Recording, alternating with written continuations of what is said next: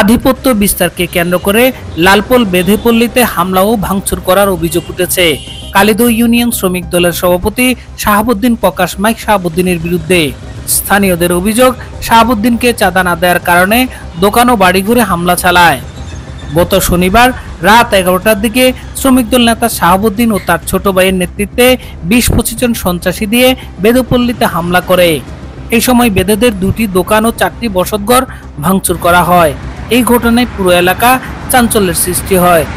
আবার আমারে মারছে, আমার স্বামীরে মারছে, সবাইরে মারছে। এগুলো এসে প্রতি রাত এসে ইচ্ছা করে, প্রতিদিন আসে। আমরা কারো ক্ষতি করতেছি না, আমরা বেঁধে হইলো বাংলাদেশের নাগরিক। কালকে রাজ্যে শাহাবুদ্দিনে হঠাৎ করে হোলা 20-25 জন 30 জন লইয়ায় আমাদের গদ দুয়ার দোয়ান পাল কি জন্য ভাঙলো, কি আসে বিষয় সেটাই আমরা বুঝতে পারলাম না। শাহাবুদ্দিন আমাদের কাছে সাদা চা রাতের ব্যান্ডাতে আসে, কিরকম 4টা-5টা মানা আমাদের এখানে আসে সবার থেকে সাদা চা মোবাইল কারে নিয়ে ফেলে। তারা কিসের টাকা দিত, তারা মেয়ে দিত, মেয়েদের কারণে টানা আশ্রা করে। টাকা সাদা কেন দেয় না বস্তির লোকে, তার জন্য ফুলাফা নিয়ে আসে, অস্ত্র নিয়ে আসে, রান্দা জিনিস নিয়ে আসে, আমরা সবকিছু ভাঙচুর করে আমাদের দোকান ভাঙ্গি, টাকা পয়সা সবকিছু লুটপাট করে দোকানে সবকিছু নিয়ে গেছে।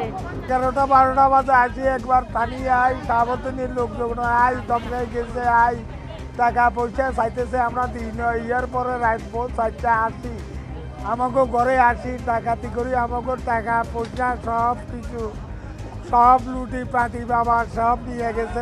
এদিকে অভিযোগের বিষয়ে অস্বীকার করেন শাহাবুদ্দিন। তিনি বলেন ভিন্ন কথা। আমি সেনাবাহিনীর সাথে বসবো, যদি সেনাবাহিনী যদি এইখানে উচ্ছেদ না করে আমি নিজে উচ্ছেদ করবো এদেরকে। আমাকে যদি আল্লাহ বাঁচায় রাখে আমি একটা লোকও মাদক এখানে বিক্রি করার জন্য দেব না।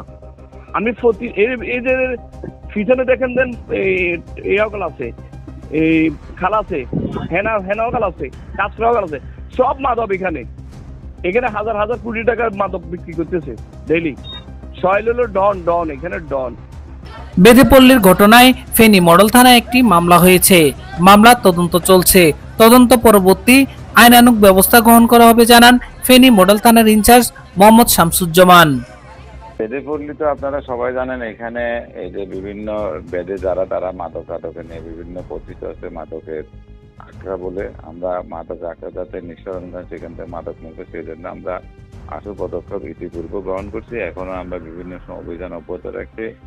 এই ঘটনাটা আসলে একটা পক্ষ ওখানে তারা কি ওদেরকে নাকি কোনো ইস্যুতে মারধর করার পর তাদের ঘর বাড়ি ভাঙচুর করে, সেই বিষয়ে তারা একটা এজাহার দায়ের করলে সেই বিষয়ে আমরা মামলা রেকর্ড করি।